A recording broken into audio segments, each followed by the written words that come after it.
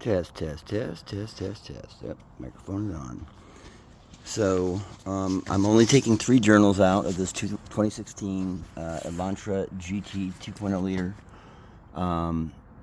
Complaint was, I guess, a week before the vehicle had both stalled and died. So it died for a while, and it was I think it was a crank no start. At any rate, this is the famous Hyundai Elantra oil starvation catastrophe. So, long story short, the Hyundai Elantra GT 2.0 liter, very similar to like some Kia Optimas. It's like in 5 or 6 different models of car. They have a system. It's a timing chain, so timing chains need to be lubricated with fresh oil from the sump. You've got a tensioner that's usually hydraulic. You've got an oil pump in the timing cover. These guys kind of dip near the sump, and they have what's called it's like a journal bearing, I guess is what you would call it. Imagine this being the underside of a piston. Ooh. So that's what comes off the bottom race or the bottom journal bearing, right? Well, this is piston number 4. Like my nomenclature, I thought I would make it all like,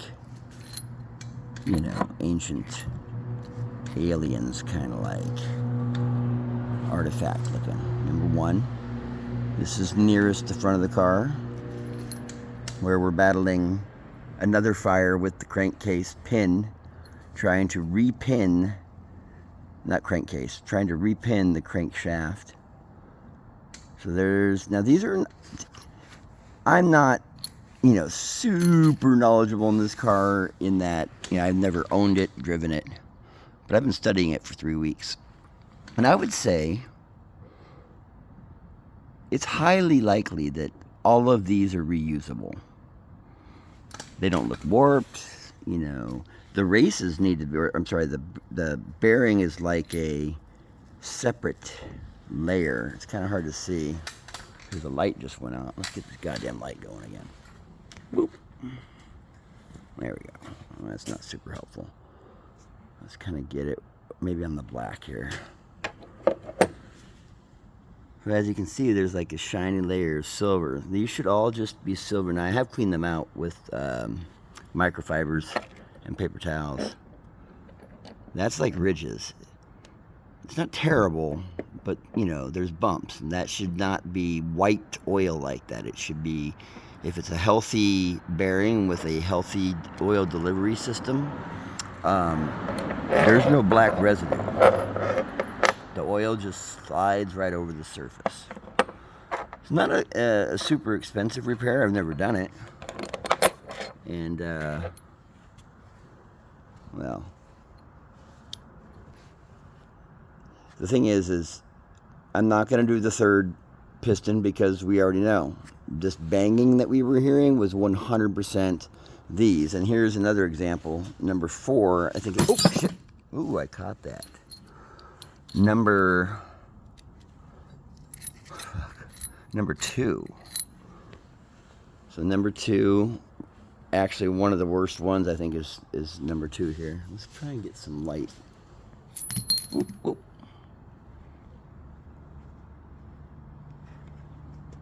Let's get it back on here. Look at that. That is like the oil got so hot that it lost all of its water content and just burned as a soot stain. That is not healthy oil, nor it could have just been really low oil with lots of heat. But when I went into this car's sump, there was deposits of what I was calling like a silver silicone, but it wasn't. I think it's one of the videos that I watched, it had something to do with, I think, the paint that's like inside the oil pan and other engine parts. But this is the other, like all the other cylinders kind of have a race like this sitting up in there. Now look at how paper thin that is. That's definitely not supposed to be that thin. This thing should be sitting firmly on each cylinder without any radial motion, no clicking, no banging, and they should be shiny and silver. And this is not salvageable. This is like a fraction of, I mean, look at, there's still some sidewall on this. That was like a race, so it was probably that thick of metal all the way through. But low oil or low quality oil, which could be oil that just needs to be changed and doesn't get changed and it becomes like sludge. Plus there was some issues with the factory Elantras. As they're assembling them on the assembly line, the robot that does the deburring, which is removing all of the, you know, kind of the metal shrapnel that coats the inside of freshly forged pieces. Oh, that's my, this is the assignment, and that's what I did in welding today. I just cut with flame. And I was going to doctor it tonight, but I ended up working down at the car without a budget, without keys to get into the car, and I was right. The problem is not just timing jump. The problem is an oil starvation episode that caused catastrophic failure of multiple systems.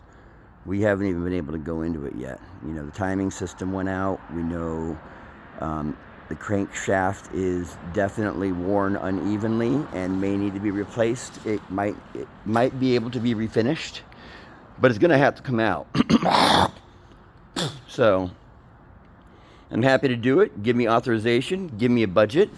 If you're trying to stick with, you know, keeping the cost down, then you need to be prepared to add time.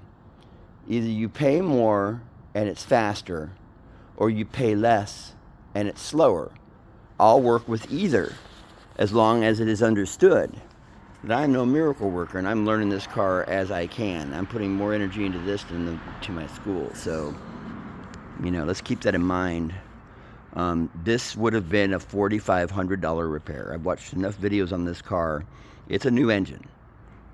If you didn't, I also went and read there's this class action lawsuit warranty for these cars, and you have to jump through a lot of hoops. You have to take it in while it's still running and have them, you know, do some diagnostics, and your diagnostic had to have some kind of a turnout, and then you have to have, you know, a recommendation from the person who sold you the car, and it's like a bunch of really kind of weird, ridiculous hoops. But I believe, I mean, I'm not going to do all the research for you. You know, maybe there's a chance that you can get the new engine. A lot of people were, but I think, you know, as I researched the websites and poured through the pages over this warranty as a possible option for fixing this car, it seems to me that time has passed, but I could be wrong.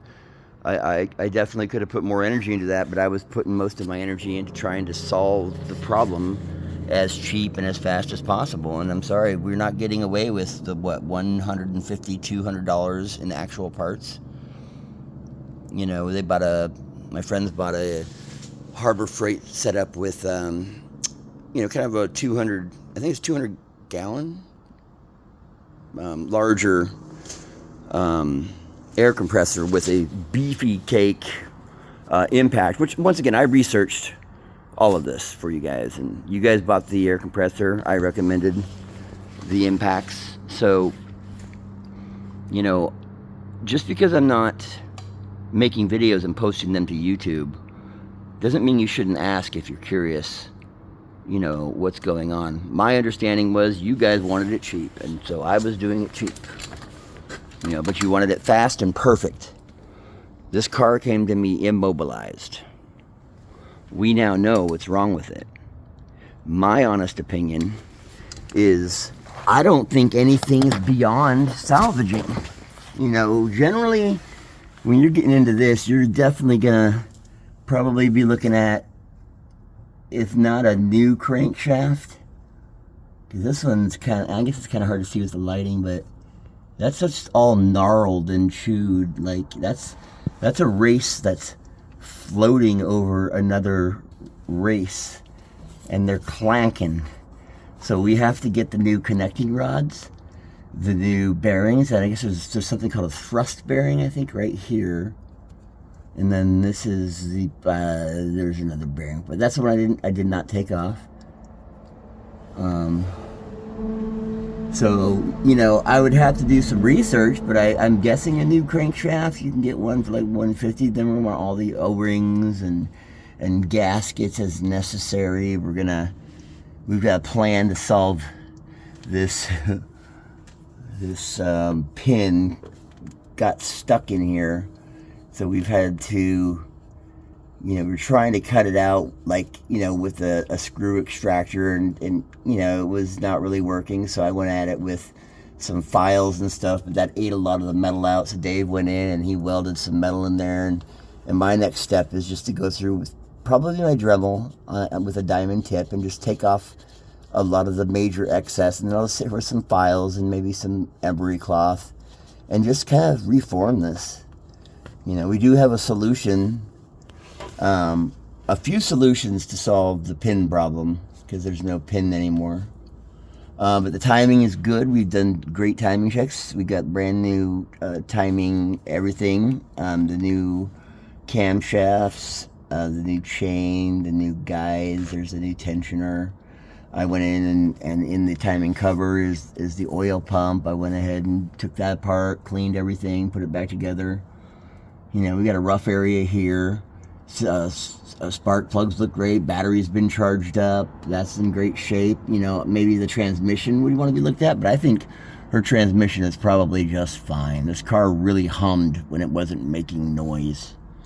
There's no leaks that I can see. Like, you know, I definitely think this car is salvageable, but, you know, there needs to be more investment, and, you know, you need to be prepared as an owner to take a greater role in, you know, watching over this oil. Oil is easy to manage, and this thing is going to be drinking oil like all the time. If they say 5,000 miles, you do your oil changes in 3,000 miles.